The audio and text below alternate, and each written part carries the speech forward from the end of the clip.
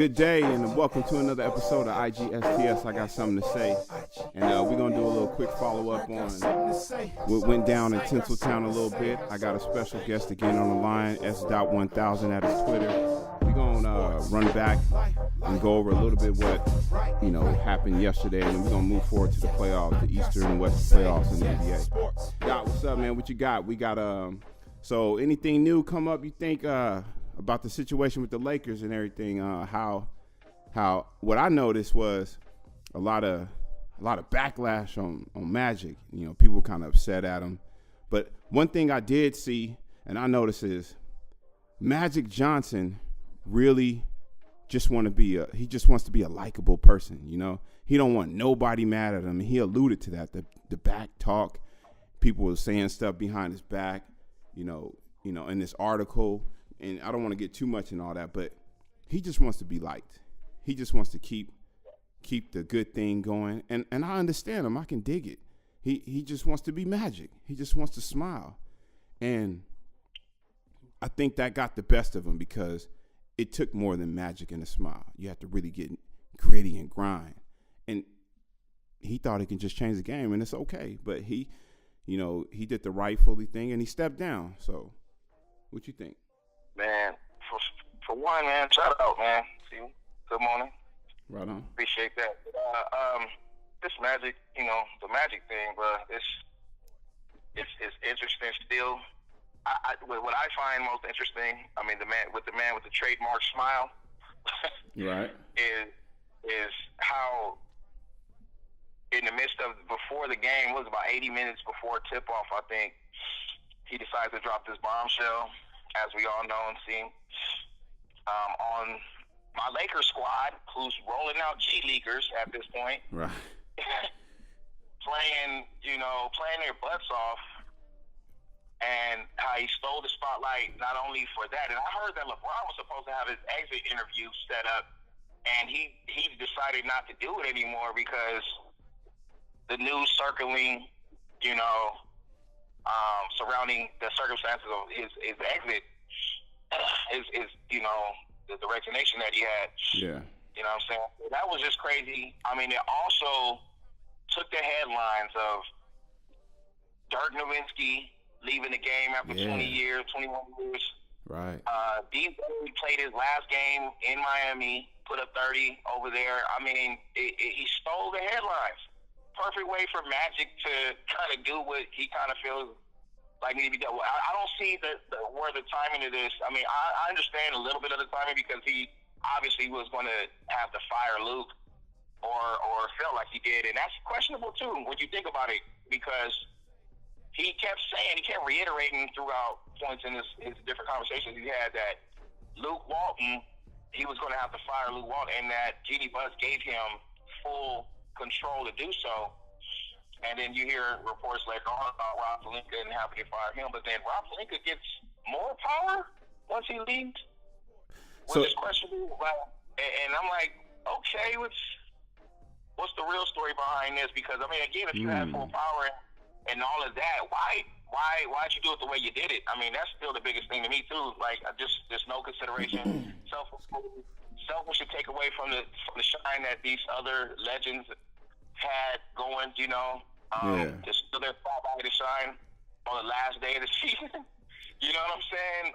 He could have did this a few days before the end of the season or something. You met with Clutch Sports and LeBron's representation in himself, and they leave with no indicator that this was your intention.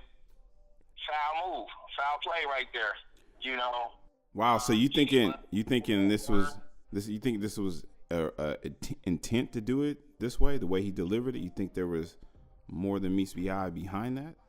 What I'm not going to probably accept it. It might not be as much as what I'm alluding to, but what I feel like I'm not going to go into and accept is the fact that he did, he knew exactly his intention. Like he said, he was walking around talking to people, knowing what he wanted to do. Right. His wife today says, "Oh, he's so much more happier." Why? Because you can tweet. Was this all about tweeting? The ability to tweet? Like, you're so much more happier because you're not in the executive role for a franchise that you played for, and you wanted to see us be successful. we're in a cusp of our sixth straight losing season, and a big summer. Now we have to go look for a gym. I mean, it might be a blessing in disguise. It might be the best thing because we, like I said yesterday, we need people that's committed to the position, committed to bringing, that was a little bit more committed than he was. He wasn't in the office, wasn't doing what he needed to do. So, I mean, there's some truth to be said about that. But again, I just guess where a lot of my, I see there's some anger that's going across, Lakers Nation, I guess. Some of that is directed, fairly because this is Magic Johnson. You know what I'm saying? This is Irving, man. Yeah. And I always I've always wanted the legends to be a part of organizations like that, like Larry Bird being in the front office, or even if it doesn't work out sometimes, it just always was cool to know that they were plugged in. I know how it felt when Mitch Kupchak was was the GM there and stuff like that, and I just always felt like, man, I wish Magic was a part of this franchise a little bit more as an advisor or something. Yeah. Some role that he should have played, and then when he finally got the position, now you're like, okay, and then you also see, that Jeanie Buss has a lot to play with why our season failed too, but it's going to be good this season to go outside of the family, obviously, and not depend on because that's what it looks like. It looked like the dynamic of that was very hard because of how close everyone was, and when you have to fire someone that close and affect their livelihood and their family, and I get all that plays into it, but he was just spilling out that this is part of the business to the young guys. That was his rhetoric and his message to the young guys. This is the business. You got to do this. You got to do that, and this, and then you scared to fire Luke Walton because you don't want to disappoint Jim. But like, come on, she gave you full control to do so. So she knew it was going to be tough anyway, but she also said to do what you got to do for the franchise, what's best for the franchise. Well, he did what he had to do for himself, it looks like, so. Exactly. And that's why I'm not going to – I mean, there's some credit to be given for his part in that. True. And what he wanted. True. I mean, I'm not going to throw like all the numbers and get onto all that. It's just – we just talking, just playing, just oversight of it, just like, wow, this is what you left us with. After all of that, and I know that to be fair to Magic, he did say he'd give us 2 summers. Oh yeah, he did say that. Out, then I'm gonna leave. But I just don't like the way he did it. There's something to be said about the way you do something. And again, when you take the shine from other legends, when you don't tell people that entrusted you, they were trusting you. Don't say Jeanie can trust me, and I didn't like all of the other stuff. But then you turn around and do something that's very not trustworthy and not credible. You know what I'm saying? No one respects the way you did that. You're not going to be able to live that down. But, that's my little take on it. I mean, we can dive in deeper into the whole Magic thing. But, I mean, he's gone. I wish him the best, wish him well. Still love him as a Laker. Still one of the greatest Lakers ever play. But, just what he did wasn't respectful to me, and this franchise. And going forward, hopefully Jeanie makes the right decision so we can get back to where we need to be and contention going forward. Well, given the history, she's been with them, with the organization all her life. So I truly believe they'll get it back in motion and continue or pick up from where they wanted to, pick up from and take it on. That's another topic we need to touch base on. Like, what's next for the Lakers, really? Like, that's gonna be a good one right there. Yeah. All right. So real quick, with a couple minutes we got the playoffs. The playoff picture has arrived, and we got some interesting takes here. We got Brooklyn, we got running up against Philadelphia, right? Then we got Orlando running up against Toronto. We got Indiana running up against Boston, and Detroit and Milwaukee. So, out of the East, what's your favorite matchup or your most the one you're looking at the most? First round Eastern matchups. Who would have thought that we would find any first round interesting Eastern matchups? Right. But it's been really exciting season, this year to me overall. A lot of young stars, coming up. The league seems to be in good hands. I would say that a very interesting first round matchup is the 76ers and Nets, I believe. Yeah. Brooklyn Nets. So that's very interesting on so many different levels. You got D'Lo emerging as an all-star this year, playing great basketball. You know, and that was another Magic being. Think about that, how he's tied to D'Lo in this circumstance as well. Letting D'Lo go to draft Lonzo, number 2 overall pick, and you draft Lonzo, then you know D'Lo goes through what he goes through, and I know it was a mess, but I mean he emerges, and now he's in the first round, his first playoff action. What a contrast that was. Yeah, it's crazy the dynamic of how that all works out, and he's leading that team, and they got Joe Harris over there, and 3-point contest winner this year, lighting it up. Got some good pieces. Got a rim protector and Allen, I believe. You got Dinwiddie. I mean, it's going to be an exciting matchup for me. I mean, Joel Embiid, I don't know if he's injured or has a little something bothering him, but he just probably stayed on his typical, you know, time rest. They just want to keep him fresh as long as they could. Yeah. I hope everybody goes into this playoffs fresh as they are. I know no one's fresh. No one's 100% at this point in the season. But I like that matchup. You know, obviously 76ers got big expectations. They acquired Tobias Harris. Yeah. And you got Jimmy Butler. You got a lot of people that can finish the game, you know, and do some great things. So I'm interested in seeing how that all plays out, you know, when it all counts. So that's a good first round matchup. I expect 76ers to win that match. Probably in, probably in 6 games. I'm gonna give Nets a little credit. Yeah. On 6 games. I can roll with that.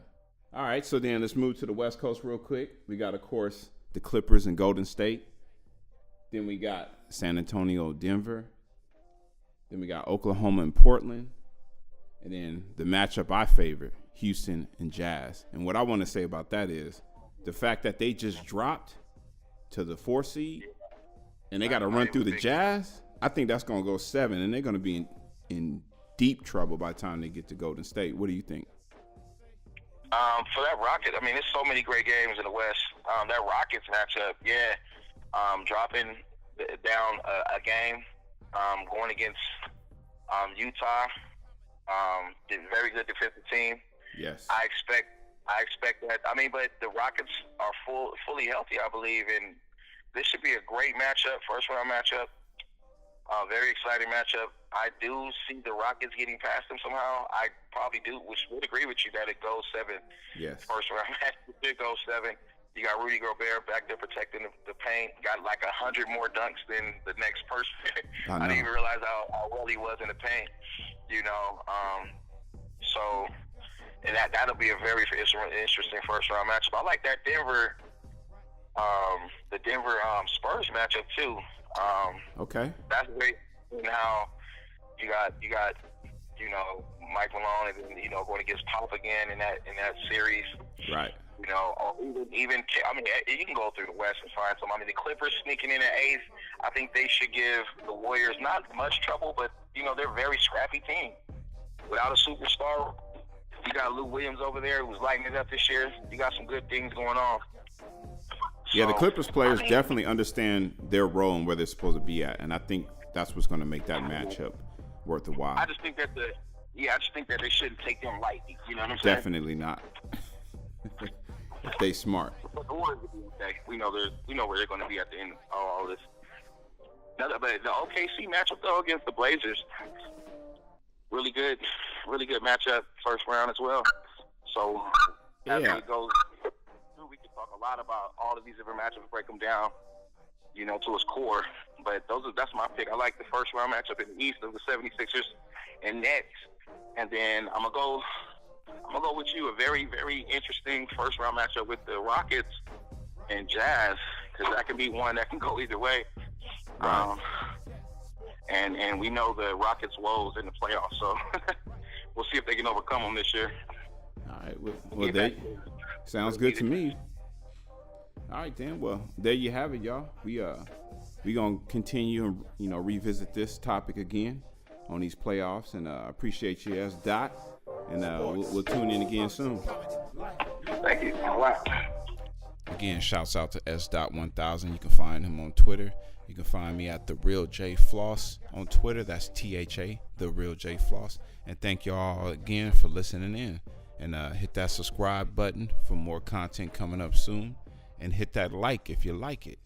You dig? Appreciate you all.